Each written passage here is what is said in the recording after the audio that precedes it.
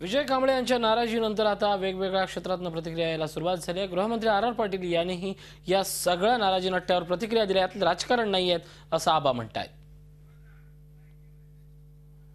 एकूणच या सगळ्यानंतर जातीपातीचं राजकारण होते, सेवानिष्ठता का डावलली जाते असं म्हणून गृहमंत्रालयावर ठपका ठेवण्यात आला होता। विशेषतः काही वर्षाच्या आयुक्तपदाच्या सगळ्या इतिहासानंतर यावेळी मात्र ही सगळी नियुक्ती वादाच्या भोवऱ्यात सापडली होती। नाराजी व्यक्त केलेली नाही आणि नाराजी व्यक्त करण्यासारखी कारणही नाहीत आणि तशी परिस्थिती। तर ॲडिशनल डीजी मधून एकाची मुंबई पोलीस आयुक्त पदावर नियुक्ती केली जाते। त्याचबरोबर ठाणे, पुणे, नागपूर याही ठिकाणी त्या दर्जाची पदं नेमली जातात।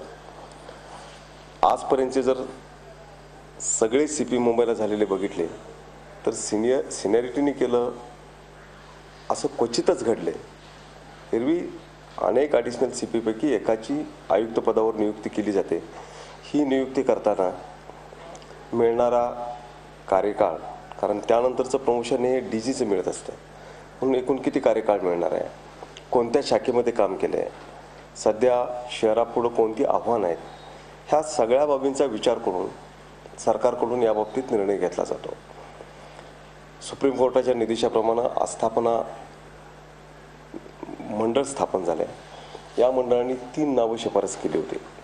अर्थात हे जरी अधिकार सरकारचे असले, आजपर्यंत कधीही शक्यतो कधी सिनियरिटीने नेमणुका झालेल्या नसल्या, तर सिनियरिटीचा सुद्धा आम्ही अनेक वेळा विचार करतो, पण तो करताना ह्या सगळ्या बाबींचा विचार करावा लागतो।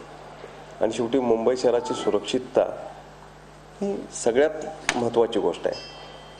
त्यामुळे बाकीच्यांनी कुणी हे पद मिळालं नाही म्हणजे अन्याय झाला असा अर्थ काढण्याची बिलकुल आवश्यकता नाही, कारण मुंबई सीपी असतील, ठाणे सीपी असतील, हे ॲडिशनल डीजी दर्जाचीच पद आहे। आता जे आस्थापना मंडळ आहे त्यांनी 3 नावांची शिफारस पॅनल तयार करून राज्य सरकारकडे दिलं होतं।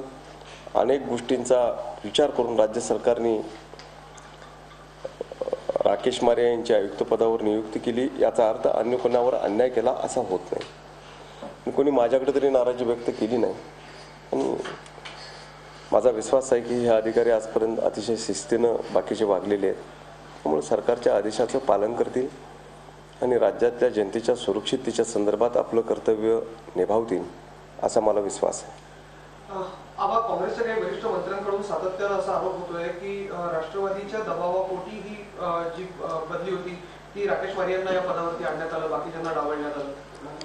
अशा कुठल्या दबावाने गोष्टी घडलेल्या नाहीत। ज्यांना प्रशासनाची काही माहिती नाही असे लोक असा आरोप करू शकतात, पण ज्यांनी कधी मंत्रिपद भूषवलं, ज्यांना ही प्रशासकीय माहिती आहे, त्यातलं कोणी असं बोलेल असं मला वाटत नाही। झी 24 तास रहा एक पाऊल पुढे।